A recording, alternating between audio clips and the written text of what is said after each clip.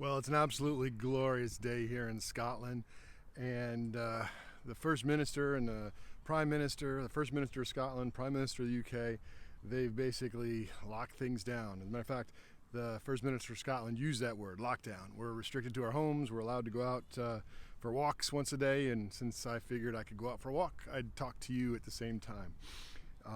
It's an interesting time.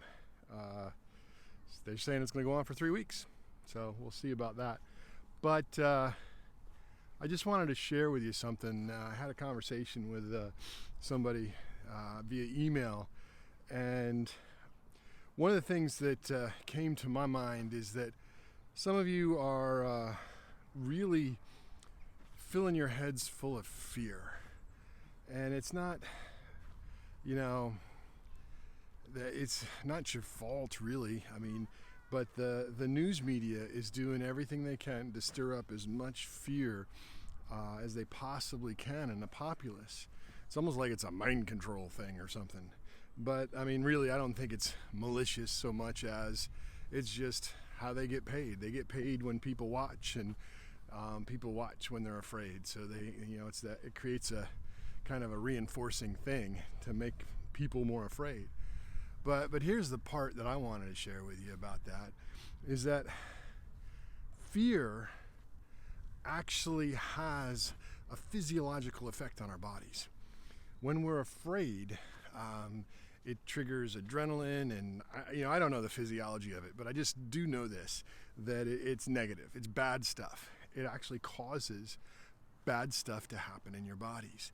It reduces your effectiveness of your immune system, and it just causes bad things to happen for you.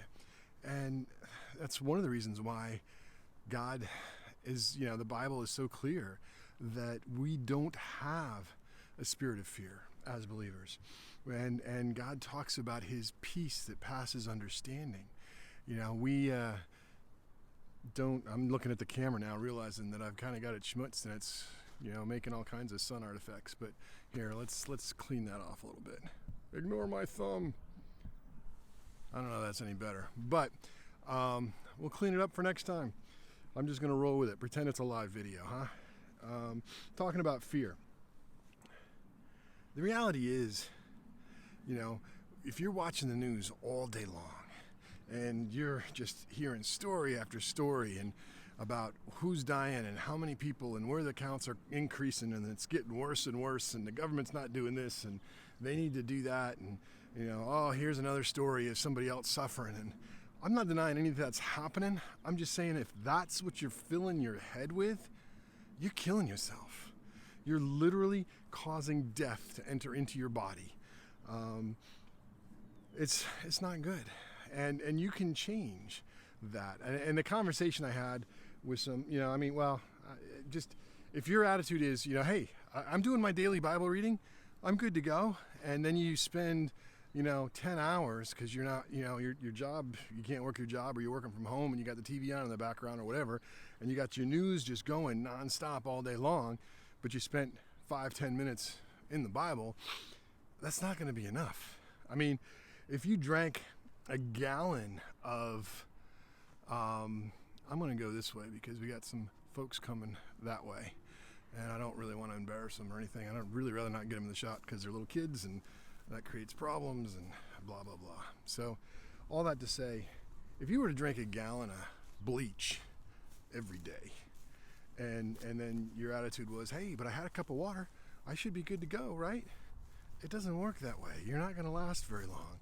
And that's what we're doing as we get into all of this fear, is if you're feeding your soul with a steady diet of nothing but fear and bad things and all that, it's corroding your soul. You need to spend more time in the Word. I mean, you don't need to do it because I'm saying it. You can do whatever you want to do, but just understand the consequences of your choices.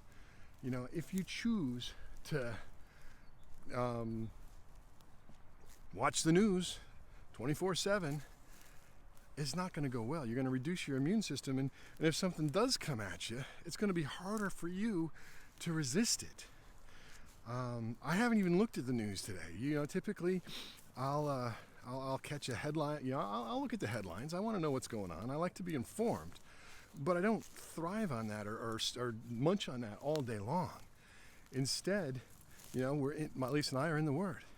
We're studying the Bible. We're listening to good Bible teaching. We've got that stuff going on all day long. And you might think, well, Chris, you're a missionary. Of course you're going to be listening to the Bible and studying the Bible. That's your job. Well, if that's what you're thinking, you got it backwards. We don't do that because it's our job. It became our job, if you will, because we chose to do that. So all that to say, you don't have to be afraid. You can free yourself from that fear. But the only way to do that is to transform the way you think. You got to renew your mind. And the more you do that, the less fear you're going to have. God truly does have peace for you. You can be comforted, when everything around you is going crazy and there's nothing but chaos and confusion. You can keep your head and you can be okay and know that it is well with my soul.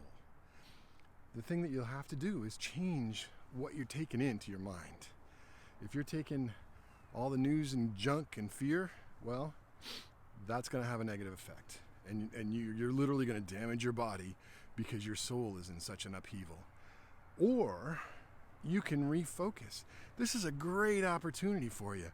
If you're out of work or if you're like we are, told to be home all the time, yeah, we're working, but we're also really digging in to more teaching. There's tons of resources out there. One of the things that impressed me when I first heard about Andrew Womack was how much teaching he has available on his website, absolutely free. He's got, I don't know how many years of his television program archived on his website. Go watch it right now. He's got healing journeys and destiny stories and testimonies and all kinds of conference videos. They didn't even have conference videos hardly when we were there. They had a few, but not many. Now they've got I don't know. Somebody counted it up and gave me the stat recently. And I wish I could remember what it was, but anyway, he's just one guy. A guy named Dwayne Sheriff. Search for Pastor Dwayne Sheriff. His website. He's got tons of free resources. All of these ministers are out there. Just look at YouTube. Instead of watching funny cat videos, which there's nothing wrong with funny cat videos. I like a good laugh. That's good for your soul.